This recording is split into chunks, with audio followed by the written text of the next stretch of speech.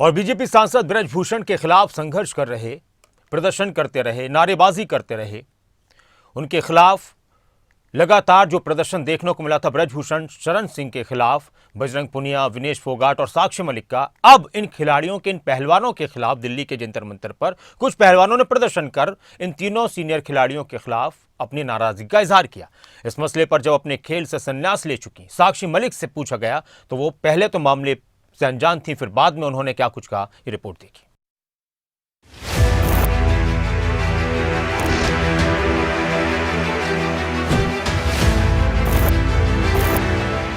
राजनीति के खेल में असल खिलाड़ी फंस जाए तो राजनीतिक खिलाड़ी उन्हें ऐसा खेल खिलाते हैं कि फिर उन्हें अपने खेल के मैदान से भी ध्यान हटाने पर मजबूर होना पड़ता है। साक्षी मलिक के साथ भी कुछ ऐसा ही हुआ है। खबरों के मुताबिक ब्रजभूषण शरण सिंह के खिलाफ संघर्ष कर रहे बजरंग पुनिया, विनेश फोगाट और साक्षी मलिक के खिलाफ दिल्ली के जंतर मंतर पर कुछ पहलवानों ने प्रदर्शन कर इन तीनों सीनियर खिलाड़ियों के खिलाफ रोष जाहिर किया है।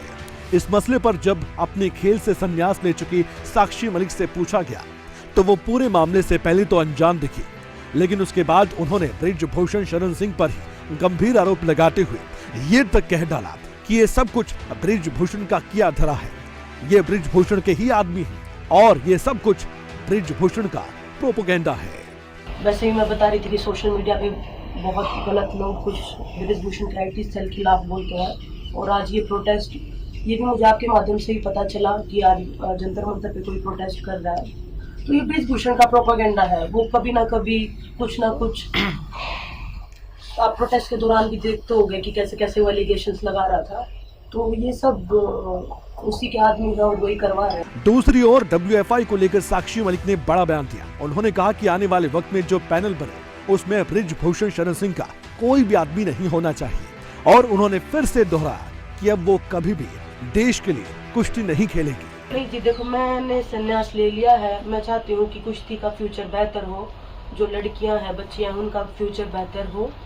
तो मैं निवेदन ही कर सकती हूँ कि जो आगे नई फेडरेशन बने या नया पैनल बने या कुछ भी बने, उसमें सिर्फ वो ब्रजभूषण का आदमी ना हो करके कोई भी होगा, कोई अच्छा इंसान, कोई महिला भागीदारी होगा तो बेहतर है। इसके अलावा साक्षी मलिक ने ब्रजभूषण पर भी कई और गंभीर आरोप लगाए।